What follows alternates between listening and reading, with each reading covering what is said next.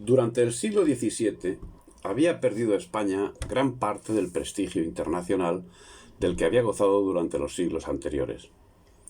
La leyenda negra, propaganda antiespañola sembrada por las potencias europeas, comenzaba a tomar forma incluso dentro de la sociedad española, calando con inusitada fuerza que ha sido creciente hasta nuestros días al compás de la aculturación generalizada del pueblo, y los reinados de los Austrias menores habían perdido el protagonismo incuestionable de los siglos anteriores.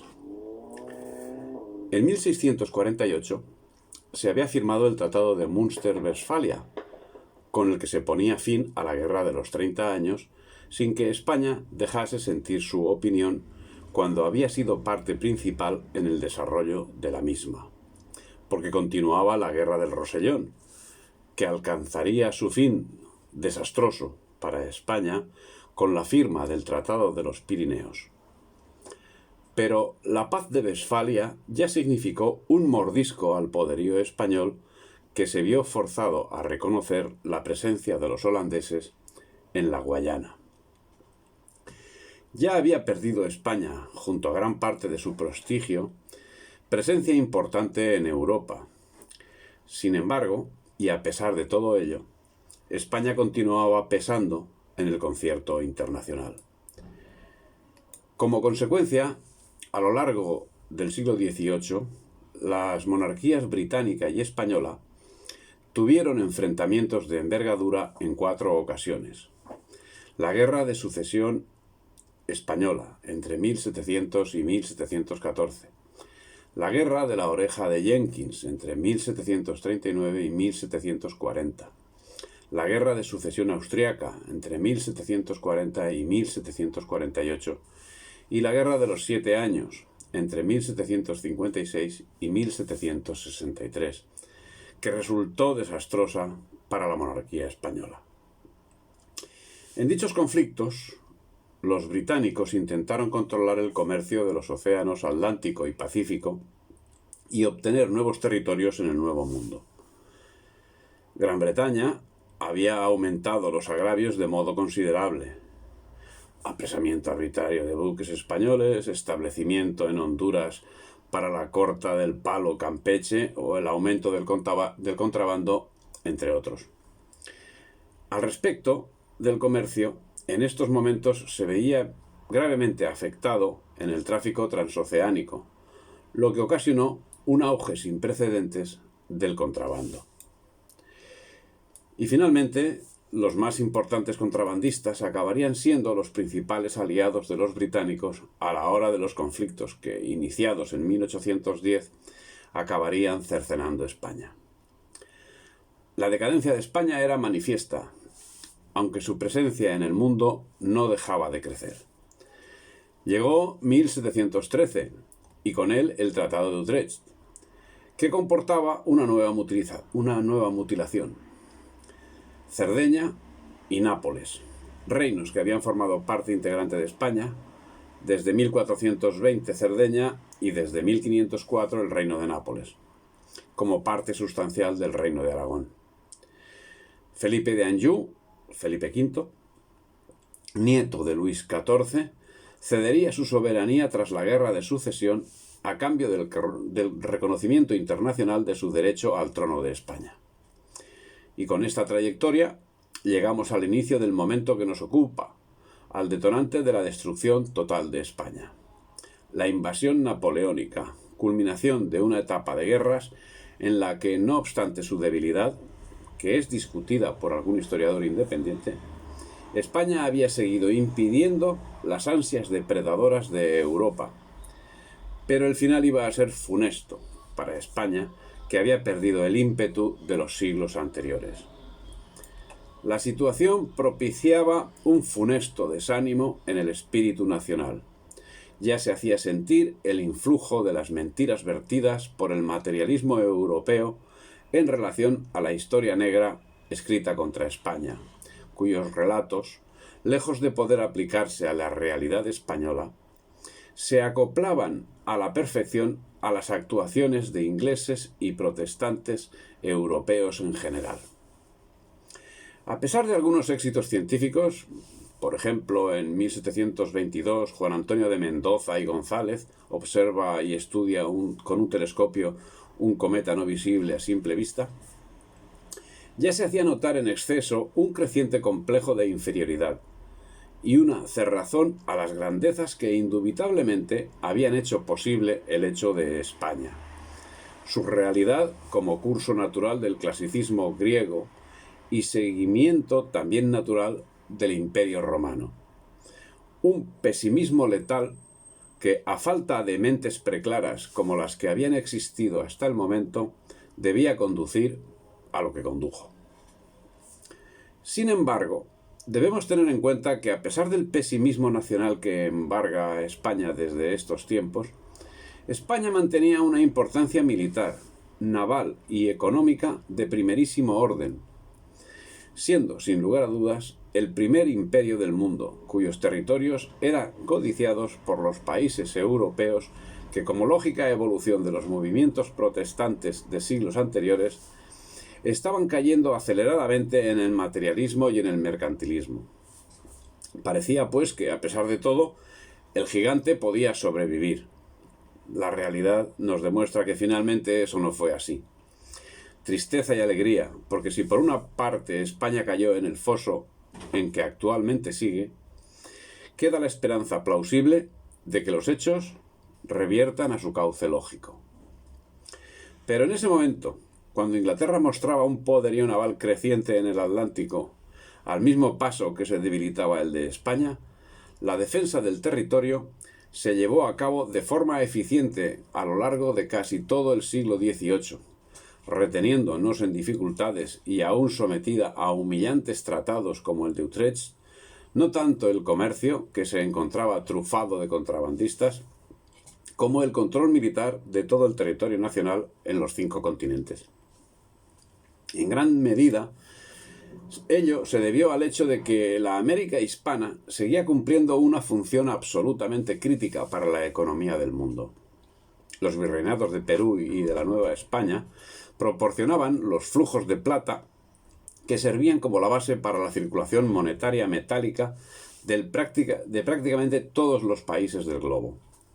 En especial, el sostenido aumento de la producción de plata en México durante la segunda mitad del siglo XVIII fue uno de los factores que no solo le imprimió una nueva dinámica económica y comercial al virreinato novohispano, sino que además creaba las condiciones para un aumento espectacular de los ingresos tributarios de la administración, especialmente entre 1760 y 1785.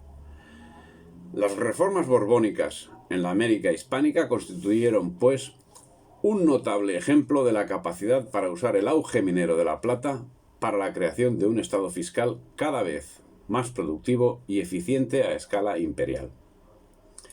Es el caso que las ambiciones británicas manifestadas por la actividad de la piratería a lo largo de los siglos XVI y XVII, en el siglo XVIII empezaron a materializarse tras la Guerra de Sucesión, de cuyo tratado de paz obtuvieron una serie de ventajas que la consolidaron en el control comercial del Atlántico, teniendo acceso además al mercado hasta la fecha vetado de la España americana, y que desde ese momento pasó a ser esencial para el mantenimiento y desarrollo de las industrias textiles inglesas, que venían incrementando exponencialmente su producción como consecuencia de la Revolución Industrial. La presencia de Inglaterra en el mercado hispanoamericano se realizó básicamente a través del contrabando, dado el control casi absoluto que ejerció España hasta mediados del siglo XVIII. Con el Tratado de Utrecht, al obtener Gran Bretaña el navío de permiso anual para introducir mercancías hasta un volumen de 500 toneladas, además del tráfico de negros, su presencia en estos mercados se fortaleció. Durante los años en que el tráfico entre España y América estuvo interrumpido debido a los conflictos, el abastecimiento de los mercados ultramarinos fue asegurado por Inglaterra, a partir de las posiciones claves que controlaba fundamentalmente en las Antillas. Consecuentemente, Inglaterra comenzó a tener éxito en su penetración en América, no sin que por ello dejase de llevar a efecto su política torticera, provocando incidentes que irremisiblemente acabarían con enfrentamientos armados en los que España no hizo mal papel.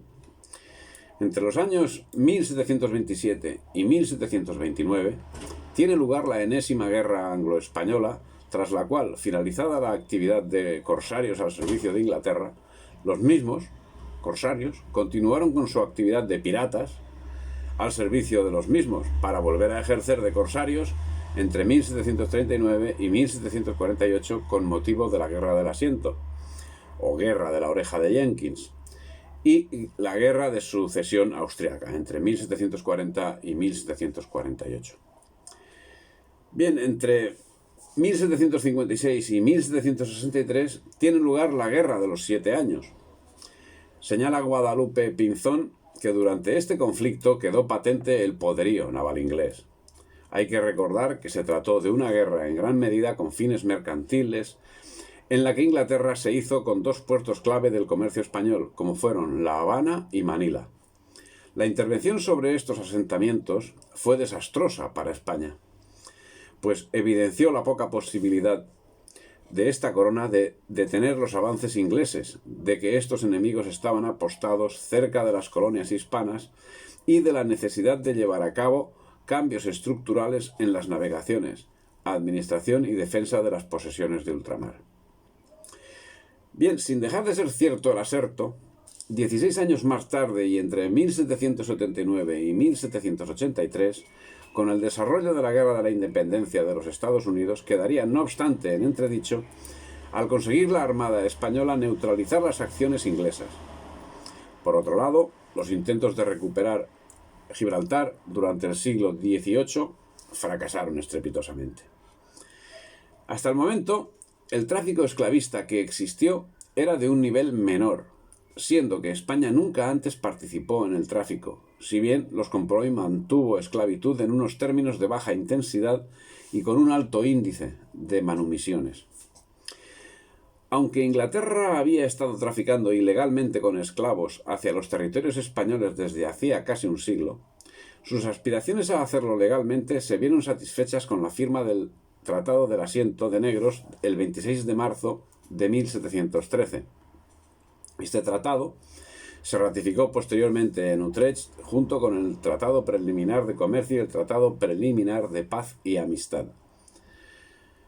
Pocos años antes, la Guerra de Sucesión abrió en 1702 el comercio francés de esclavos y mercaderías con las provincias españolas de América.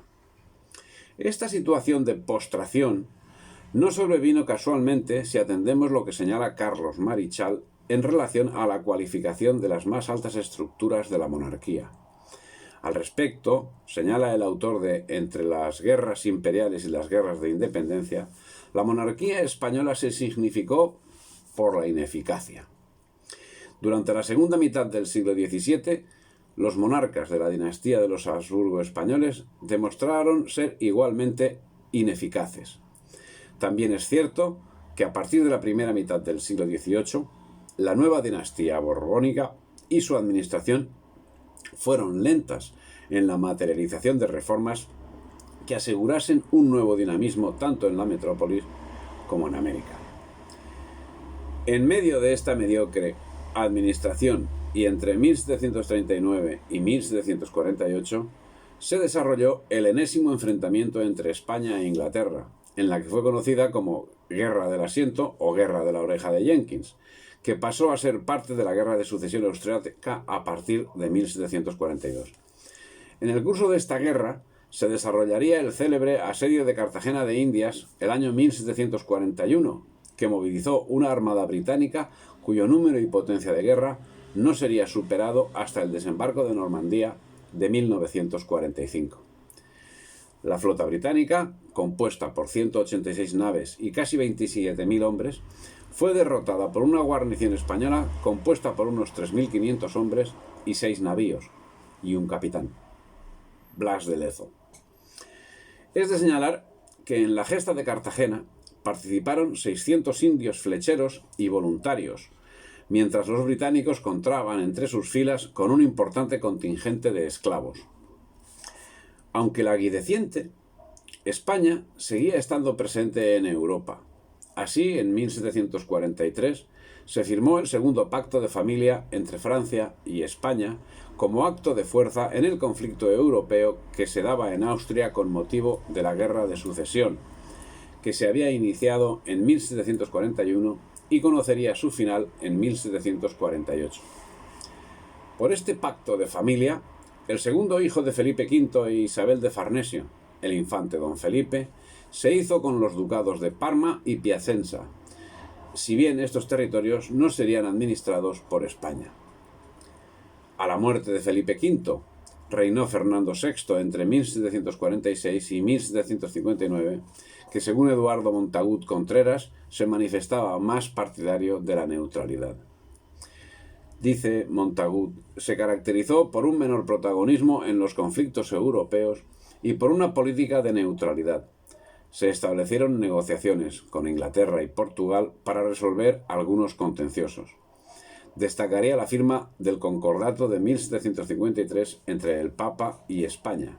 Por otro lado, se estableció un plan para restaurar la potencia naval española.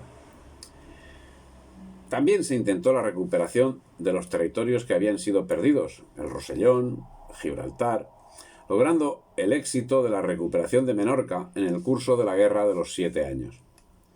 Ya por esta época se hacía notar la actividad de la masonería, crisol de lo que se estaba gestando contra España. Y la corona actuó en consecuencia.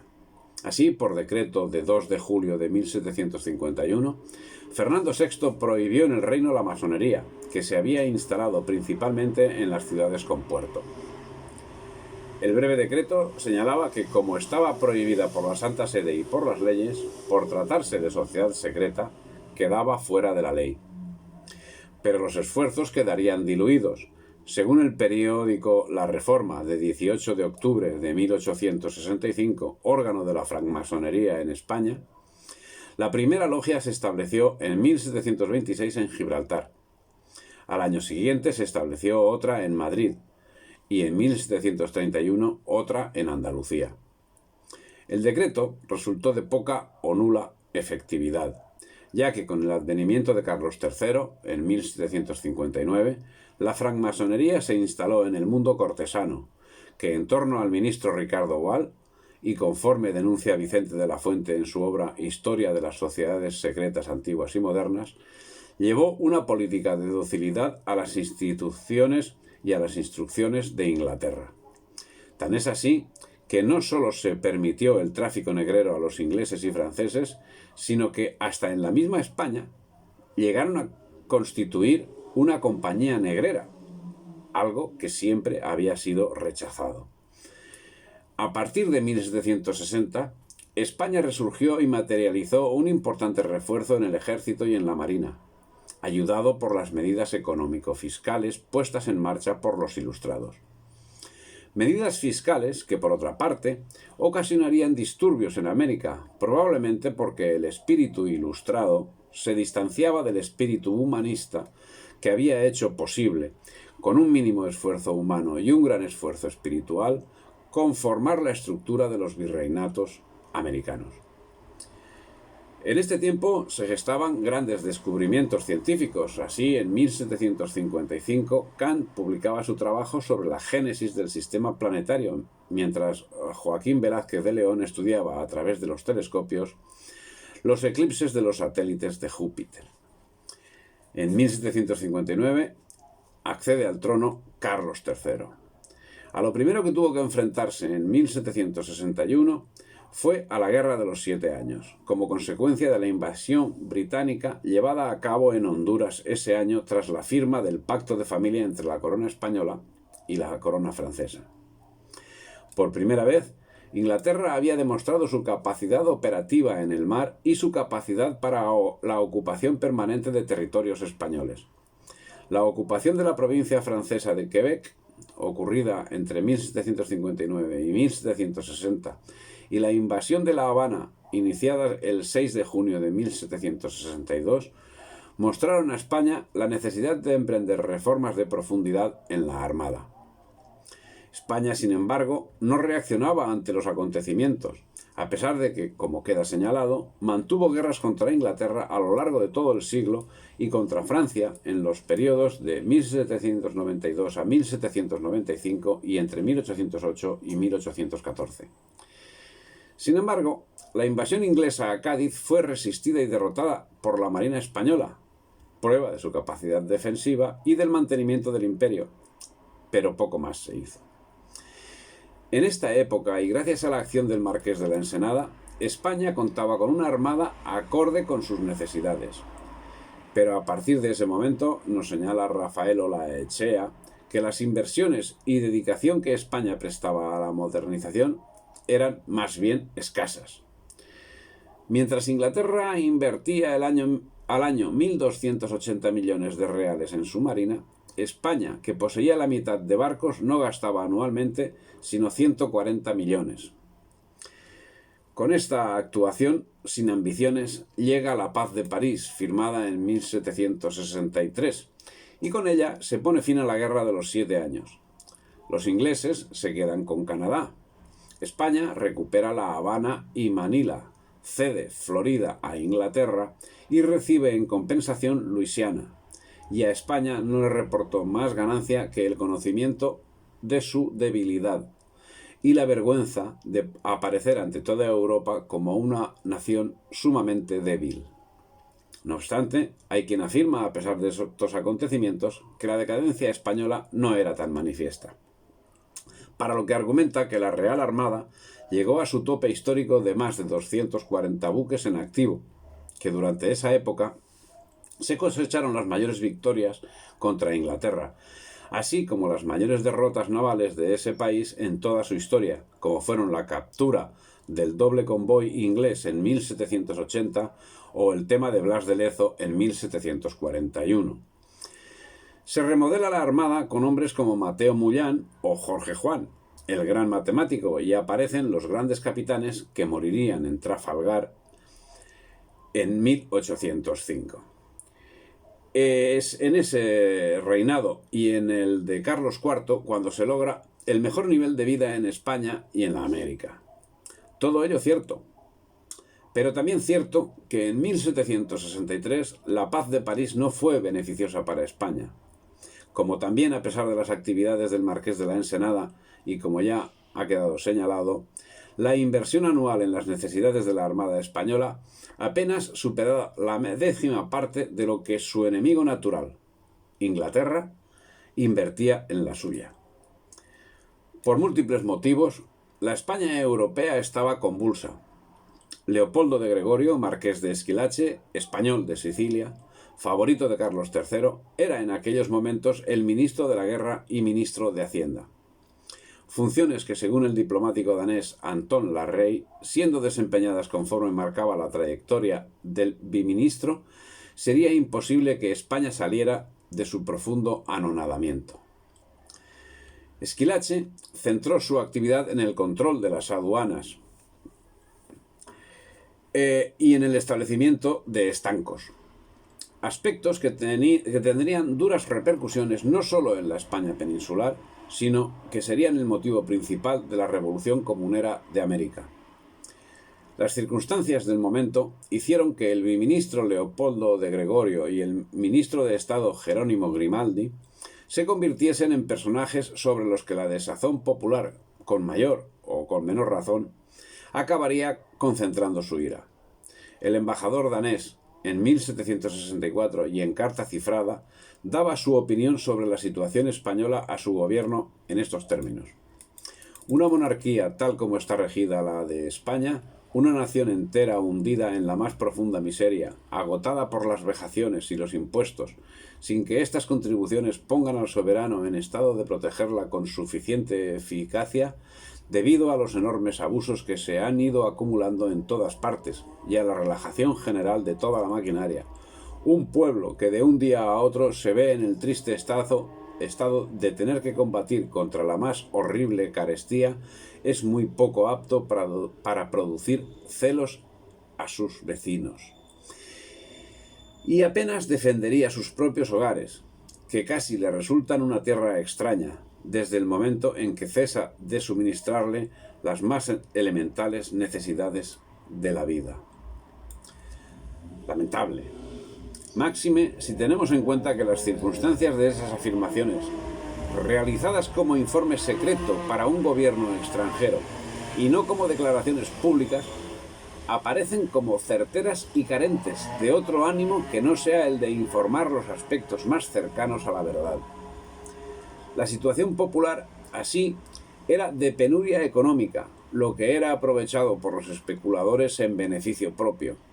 El comercio de granos constituía una de las actividades más lucrativas, con el consiguiente perjuicio para los consumidores finales. Rafael Olaechea señala al respecto: aún en los años de cosecha normal era necesario que España importara trigo del extranjero, pero en cualquiera de los casos, de 10 partes de trigo vendido, 9 procedían de los graneros de los eclesiásticos, de los terratenientes y grandes arrendadores o de los gremios. La situación había llegado a esos extremos como consecuencia de la acumulación de tierras en las conocidas como manos muertas, grandes propietarios agrarios que sometían a la población rural a salarios de hambre, llegando a dejar improductivas grandes extensiones agrícolas. Ante esta situación, decía el embajador francés, los pueblos son laboriosos, activos e industriosos en Galicia, Vizcaya, Navarra, Cataluña y el Reino de Aragón. Solo en las Andalucías y las Castillas, sobre todo la Nueva, la pobreza del bajo pueblo es extrema, y esto viene principalmente de que la mayor parte de las tierras pertenecen directamente al rey, a los grandes señores y al clero secular y regular. Estos señores descuidan la agricultura. El clero, y especialmente los frailes, la explotan ellos mismos, y los campesinos que no tienen tierras en propiedad solamente pueden subsistir con el trabajo de sus manos o pidiendo limosna, y esto último es lo que de ordinario prefieren. Esta situación hacía que labradores sin trabajo se desplazase a las ciudades, contando Madrid en estas fechas con una población de 200.000 habitantes, población que, a pesar de ser años en los que la mortandad superaba a los nacimientos, la población madrileña crecía como consecuencia de la emigración procedente del campo, atraída por los puestos de trabajo que finalmente quedaban cortos ante la demanda existente.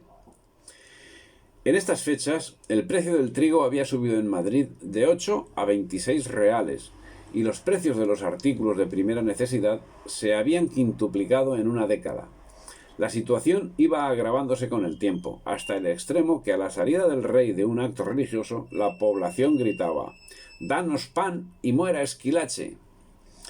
La quiebra del Estado era manifiesta, y la corona pagaba a sus acreedores con pagarés a cargo de los reinos de Indias, de donde reiteradamente llegaban devueltos. La efervescencia social se hacía notar en todos los ámbitos. La delincuencia se hacía dueña de las calles, y la medida adoptada por la corona para cortar esta situación de inseguridad que impedía un mínimo de normalidad en la vida cotidiana y que se incrementaba considerablemente con la llegada de la noche, fue primero instalar 5.000 faroles en las calles de Madrid, y tras ello, ante la inutilidad de la medida, el decreto de 13 de enero de 1766 sobre capas, sombreros y embozos, por el cual se procedió de forma directa en las calles a cortar las capas y las alas de los sombreros de una población acostumbrada a los mismos, aduciendo que el sombrero de ala ancha y la capa larga facilitaban el embozo de los delincuentes, lo cual no dejaba de ser verdad, pero produjo en la población una sensación de malestar que la llevó al motín, dejando para la historia como causa del mismo la arbitraria medida en torno a la vestimenta de la población, cuando no dejó de ser la gota que colmó el vaso de la paciencia de quienes a duras penas podían sobrevivir a la miseria. El 23 de marzo de 1766, la multitud rompió los 5.000 faroles que alumbraban las calles de Madrid, cercaron la casa de Esquilache y la destrozaron a pedradas. Pero no acabó ahí el tumulto. El día siguiente, la soliviantada multitud asedió el Palacio Real pidiendo a gritos que saliera el rey para dirigirse a los concentrados, pero la guardia de palacio impidió el acceso de la multitud, rechazándolo de forma expedita con descargas de fusilería sobre los manifestantes. Fue el punto de inflexión que marcó el desastre.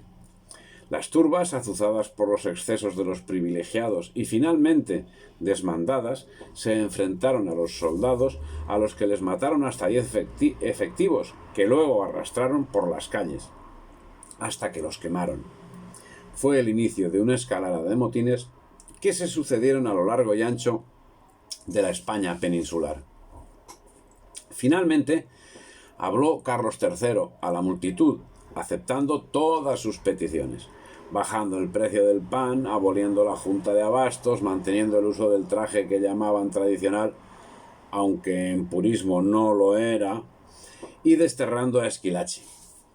Pero ante la huida de Carlos III a Aranjuez, se exasperaron los ánimos de la población, que inició una revuelta que se hizo con el depósito de pólvora y ordenó la vuelta del rey, amenazando con quemar el Palacio Real si no se cumplía ese deseo. En julio, 3 meses después, seguía sin volver a Madrid. Los tumultos se reprodujeron en Aranjuez, donde el día 10 de abril fue apedreado el palacio, mientras se sospechaba que tras los amotinados se encontraba manejando los hilos el marqués de la Ensenada, bien relacionado con los jesuitas. Por su parte, el embajador francés Marqués d'Ossún relata los hechos señalando una revuelta en Madrid comenzada el 23 hacia la tarde por el pueblo más bajo, pero verosímilmente fomentada y sostenida por los sacerdotes, por los monjes y por gentes de una especie más considerable que el bajo pueblo o de simples artesanos.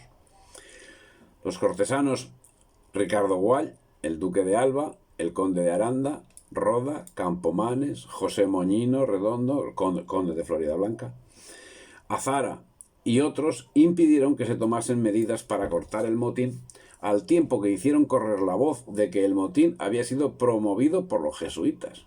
Si bien hay historiadores como Vicente de la Fuente, que en su Historia de las Sociedades Secretas Antiguas y Modernas culpa del mismo al duque de Alba, quien habría usado como instrumento al conde de Aranda.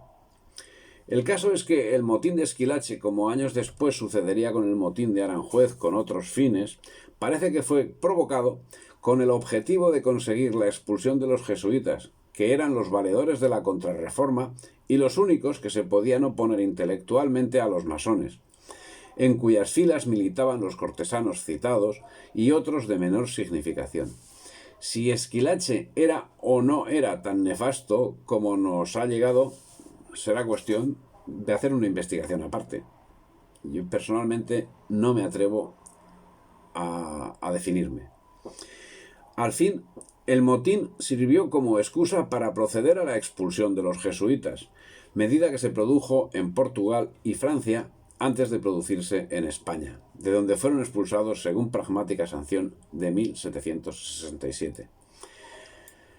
La subida al poder de Aranda, Roda, Campomanes, Floridablanca y otras personalidades bajo el reinado de Carlos III puede considerarse la frontera inicial de una etapa de decisivas transformaciones económicas, políticas, sociales e intelectuales,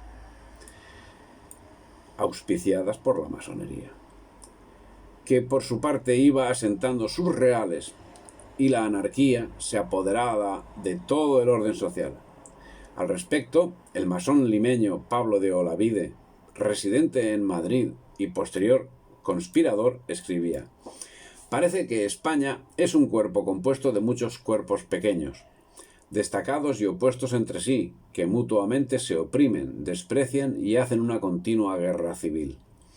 Cada provincia forma un cuerpo aparte, que solo se interesa por su propia conservación, aunque sea con perjuicio y depresión de los demás. Cada comunidad religiosa, cada colegio, cada gremio se separa del resto de la nación para reconcentrarse en sí mismo. La actividad masónica se hacía evidente tanto en la organización de los motines como en la incrementación de otros en los mismos. La incriminación de otros en los mismos. La Iglesia en general y los jesuitas en particular eran presentados como los instigadores. Pero de esta situación parece que solo se daban cuenta los observadores de los gobiernos extranjeros, que observaban cómo en España todos los sectores se encontraban agotados: el ejército, la marina, la agricultura, la industria, el comercio. El problema que agravaba todo esto era que el espíritu militar, emprendedor en todos los campos, había desaparecido del pueblo español, que había pasado a preferir los empleos administrativos en detrimento de todos los demás campos. El mismo autor Olaechea remarca en 1766 se le hacía un reproche a Carlos III, el siguiente: entregó vuestra majestad las riendas del gobierno al marqués de Esquilache con tanto despotismo que fue solo en determinar, sin que nadie fuese capaz de desimpresionar a vuestra majestad de sus errores, calificando todos sus procederes como aciertos, y con 6 años de manejo, dejó a vuestra majestad sin dinero, sin tropa y sin armas, pues no cuenta vuestra majestad en el día, en todo su erario, con 600.000 reales, en toda su tropa 25.000 hombres, y en toda su armada 14 navíos. Pero como hemos señalado, no parece que todos los males que estaban padeciendo España puedan ser achacables a la acción errónea de un solo ministro. Los motines y la expulsión de los jesuitas, medida política conectada con aquellos y directamente relacionada con los objetivos de los masones, fueron dos hechos de gran relevancia histórica, que tendría su manifiesto reflejo en las convulsiones que al otro lado del Atlántico generaría la Revolución Comunera. En ambos casos tenía reflejo la política fiscal borbónica. En América, la expulsión de los jesuitas provocó revueltas y motines populares que fueron duramente reprimidos por el visitador real José de Gálvez, que ejercía la función de cumplir la orden de expulsión. Por su parte, el conde de Aranda, de reconocida trayectoria masónica, pasó a ocupar la presidencia del Consejo de Castilla a raíz del motín de Esquilache, al tiempo que daba fin al motín, que se había extinguido tras haber conseguido que Carlos III aceptase las peticiones primarias, no sin que antes se hubiese ejecutado una feroz represión, no solo en Madrid, sino en toda España, con especial significación en Cuenca, Palencia, Ciudad Real, La Coruña y Guipúzcoa, y que en Zaragoza costó la vida a 8 sediciosos que fueron ejecutados en abril. En medio de estas convulsiones, la vida científica proseguía su camino particular. Así, en 1769 fue observado por los astrónomos un tránsito venusino. En México fue observado por Joaquín Velázquez de León, quien lo hizo desde el sur de la península de Baja California, y por José Antonio Alzate y por Ignacio Bartolache, que lo observaron desde el sur del Zócalo de la Ciudad de México. Alzate observó además el tránsito de Mercurio de noviembre de ese año y el eclipse lunar del 12 de diciembre. La observación científica continuaría desarrollándose, siendo que en 1778 Antonio de León y Gama calculaba las efemérides de un eclipse solar. Lo observaba y publicaba en la Ciudad de México la descripción universal del eclipse de sol del día 24 de junio de 1778. Otra marcha llevaba el movimiento secesionista, que comenzaba a ser alentado por algunos jesuitas expulsos. Comenzó a crearse un sentimiento nacionalista bastardo trufado con reivindicaciones del pasado indígena, acción de la que fue actor principal el arequipeño Juan Pablo Viscardo y Guzmán, el cual acabaría exiliado en Inglaterra, curiosamente, desde donde alentaría la rebelión de Túpac Amaru II en 1781 con la colaboración de Inglaterra. Resulta necesario señalar que Viscardo era jesuita, que la Inglaterra anglicana llevaba una persecución abierta y permanente del catolicismo, y que Viscardo gozaba de todos los plácemes y apoyos de la corona británica. La labor de Viscardo consistiría en la creación artificial de un sentimiento nacionalista en la población americana. No obstante, ese sentimiento nacionalista no cruzaba los umbrales que separaban la ficción de la realidad. España, a pesar de los grandes conflictos existentes en la península, realizaba ejercicios de regeneración, Así se seguían realizando expediciones que reafirmaban la voluntad de supervivencia. Una de especial significación fue la que en 1776 se hizo al Río de la Plata, que permitió la conquista de Colonia do Sacramento y la creación del virreinato. Otra, la ocupación de la Alta California.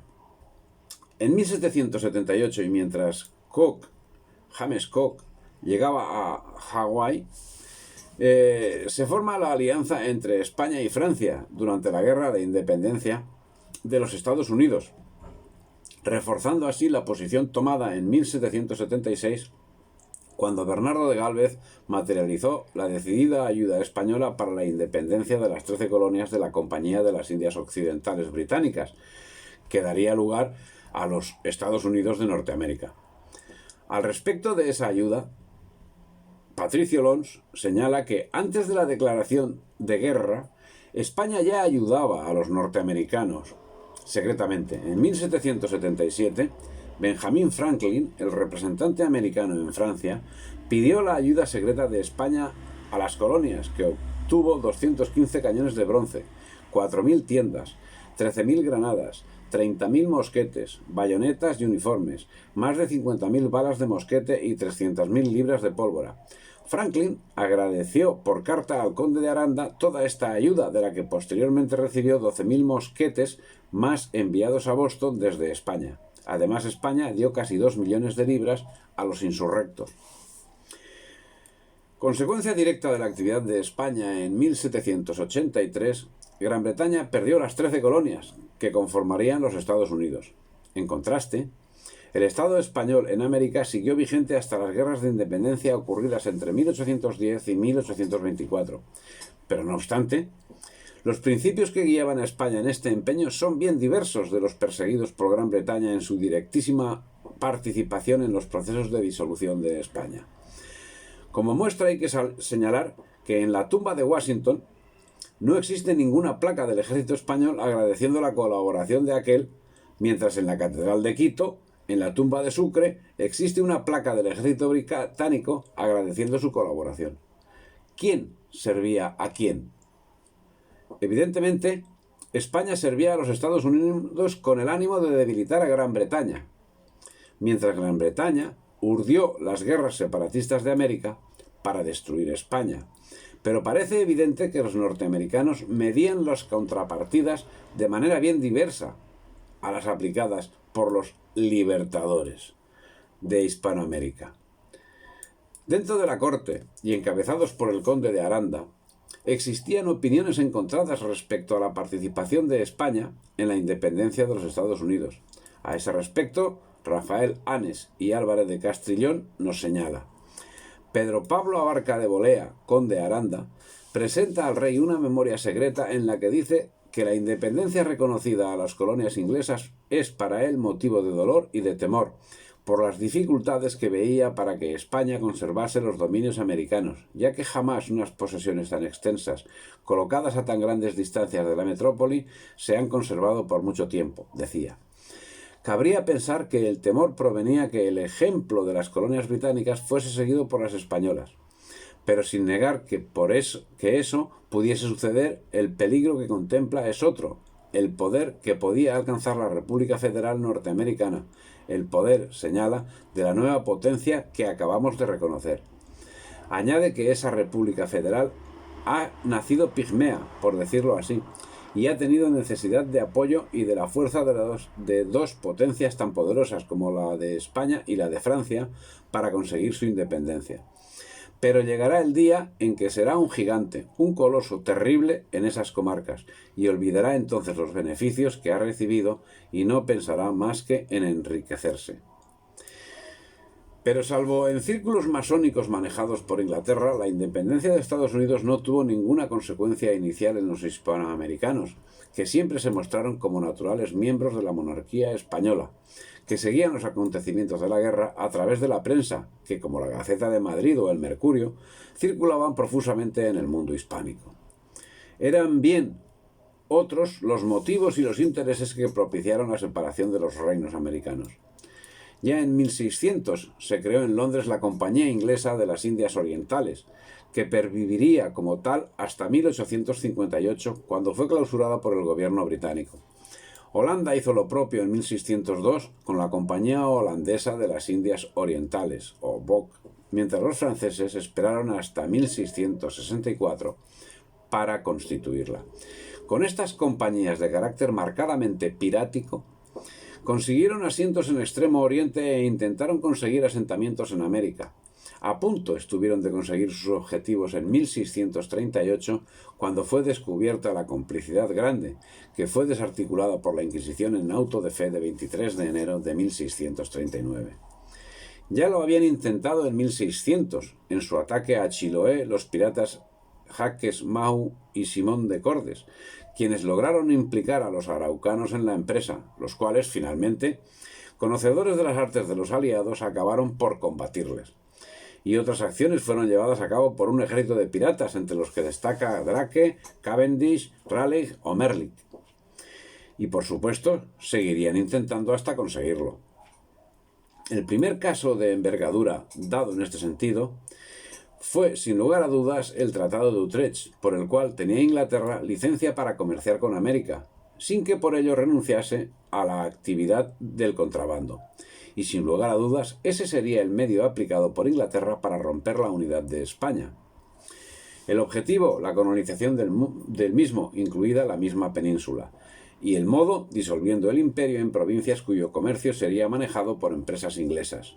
Y es que, como señala Carlos Marichal, las legislaturas en las 13 colonias en la América británica rechazaron las reformas fiscales e iniciaron su exitosa guerra de independencia en 1776, mientras que al mismo tiempo en el México borbónico, la política absolutista reconstruyó exitosamente una maquinaria fiscal formidable que proporcionó los recursos requeridos por las defensas militares de la América hispana, tanto en el virreinato como en el extenso Caribe español. Abriendo un paréntesis a este respecto, hay que señalar que los políticos ilustrados de la monarquía hispánica llevaron a efecto una serie de profundas reformas en la economía transatlántica, suavizando el monopolio ejercido hasta ese momento por el puerto de Cádiz. Al respecto, Moisés Jordén Miñambres señala la importancia que tuvieron esas medidas. La repercusión más acusada sobre las actividades marítimas comerciales de esta época ilustrada surge en la Real Instrucción de 16 de octubre de 1765, que autorizaba la salida y llegada directa desde los puertos españoles de Santander, Gijón, La Coruña, Málaga, Cartagena, Alicante y Barcelona, además de los ya establecidos en Sevilla y Cádiz, hacia las islas de Barlovento, Trinidad, Margarita, Puerto Rico, Santo Domingo y Cuba, incrementándose más tarde la relación de puertos de partida de la inclusión de las Canarias y destinos americanos como Luisiana, Campeche y Yucatán, Santa Marta. En febrero de 1778 se autorizó la navegación a los virreinatos de Perú, Chile y Buenos Aires desde los citados puertos españoles, y la pragmática de 12 de octubre de 1778, además de fijar un reglamento y aranceles reales para el comercio con las Indias, aumentaba el número de puertos habilitados para su ejercicio. Esta actuación, declaró cariz mercantilista, representaba la adopción de los métodos aplicados por Francia y por Inglaterra, contrarios a la trayectoria hispánica, y venía a suprimir la primera idea de constituir 3 reinos en América, ligados a España mediante el título de emperador que conservaría el rey de España, todo lo cual devino en un deterioro de la economía. Bien, retomando el relato, el apoyo que venía prestando España a los independentistas norteamericanos se perfeccionó en 1779, cuando España declaró la guerra a Inglaterra en apoyo de la independencia de los Estados Unidos. En el transcurso de esta campaña, que duró hasta 1783, se logró recuperar Menorca y Florida, si bien se fracasó en la expulsión de los británicos enquistados en Gibraltar. Entre las sonadas victorias de los ejércitos españoles que apoyaban la independencia de los Estados Unidos, destacan las obtenidas por el mariscal de campo Bernardo de Gálvez, que derrotó a la flota inglesa y tomó sus puertos en el Mississippi, las Floridas y la Luisiana, y libró una batalla de especial significado en la guerra, la conocida como la Batalla de Pensacola. El 19 de octubre de 1781 venció en Yorktown al general Cornwallis, en la que fue la batalla definitiva de la Guerra de la Independencia norteamericana. El 3 de septiembre de 1783 se firmaría el Tratado de París, por el que se ponía fin a la Guerra de la Independencia de los Estados Unidos. En el mismo se confirmaría la vuelta a la corona española de las dos Floridas. Sobre esta guerra diría Godoy: la guerra impolítica y del todo impopular en España, a que por los años 1779 y siguientes concurrió esta con la Francia, protegiendo contra la Inglaterra la insurrección de sus colonias en el norte de América, agravó los atrasos de la hacienda pública, desequilibró las rentas del Estado con sus obligaciones ordinarias y otro tanto casi, como en Francia, alteró el crédito y alejó la confianza. No fue Godoy el único que se manifestó contra el apoyo de España a la independencia norteamericana, ya que dentro del gobierno se analizó el hecho y se acabó apoyando, no sin controversias. No parecen existir datos fidedignos de la réplica inglesa consistente en el apoyo a las revueltas de los años 1781 y 1783 de Túpac Amaru en Perú y los comuneros en Nueva Granada. Pero sí existen evidencias de que la corte inglesa, que perseguía a los católicos, acogió al jesuita Juan Pablo Viscardo, que llevaba una actuación manifiestamente antiespañola justamente en esos momentos. En 1782, el conde de Floridablanca ocupaba el cargo de ministro de Gracia y Justicia, al frente del cual desarrolló una política reformista. Tomó medidas para impedir el acaparamiento y la especulación de grano derivados de las crisis agrícolas, fomentó la libertad industrial y comercial y llevó a cabo la reforma en la educación tras ordenar la expulsión de los jesuitas que acaparaban la mayoría de las cátedras. José Moñino, conde de Floridablanca, era un gran reformador, además de la enseñanza, donde aplicó una profunda reforma de las universidades y dedicó dinero y esfuerzos a las academias científicas, así como a la creación de escuelas para la enseñanza gratuita. Llevó a cabo la primera división de España en 38 provincias. Creó el Banco de San Carlos, que sería la base del Banco de España. La obra de Floridablanca se extendió también al ámbito de la obra pública. Carreteras y canales se vieron multiplicados durante su gestión. Floridablanca, hombre de luces y sombras, nos es presentado por el profesor Manuel de Abol Brasón y Álvarez Tamargo como imaginativo, sabedor de que es imposible una modificación sustancial y completa del sistema fiscal heterogéneo, confuso y desordenado. Plantea modificaciones puntuales para los diversos ingresos de la Real Hacienda. Así propone medidas de saneamiento para las aduanas y los aranceles, la renta del tabaco, con un particular detenimiento en la persecución del contrabando, las rentas de las salinas, las 7 rentillas, el estanco del aguardiente o las rentas provinciales, es decir, las alcabalas y cientos, las tercias reales y los millones o sisas. La aplicación de estos principios sería el motivo aducido en las revueltas americanas de los comuneros y significó el auge del contrabando.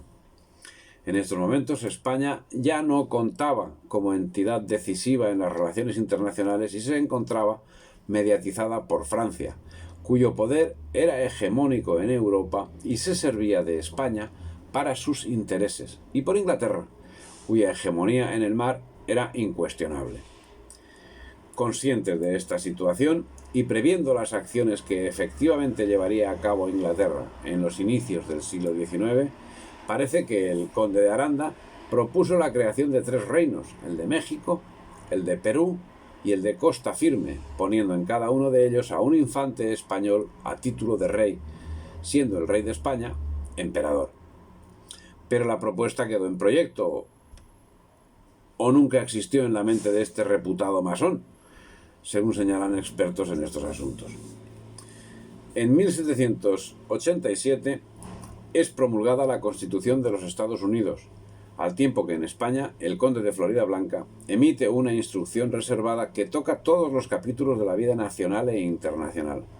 Hace hincapié en los aspectos más importantes de la vida nacional, empezando con la necesidad de estructurar un sistema educativo que ciertamente era de marcado matiz clasista. reforma de las órdenes religiosas, del ejército, de la marina, de las relaciones internacionales, con especial resquemor ante Francia y sobre todo ante Inglaterra. Y en el aspecto de relaciones internacionales no se supo o no se quiso explotar el filón que representaba haber sido actor principal en la independencia de los Estados Unidos, con quienes se plantea una relación de amistad y de favor, dándole en lo comercial trato de nación preferente y olvidándose de las compensaciones morales y económicas, a la que la nueva nación estaba obligada por la decisiva participación en su guerra de independencia. En España se padece en estos momentos la peste amarilla, lo que ocasionaría una importante expedición sanitaria a todos los virreinatos.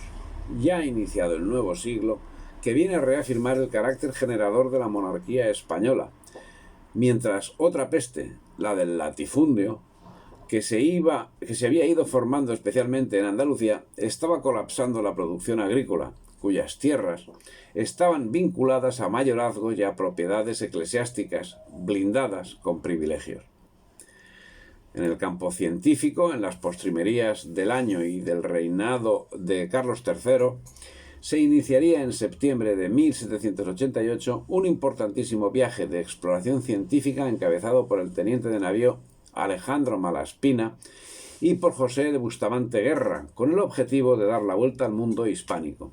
En su curso llegaron a Alaska, buscando el paso hacia el Atlántico, tras visitar el puesto español de Nootka, actual Vancouver. La población peninsular, según censo llevado a cabo por Floridablanca, ascendía a 10.409.879 habitantes.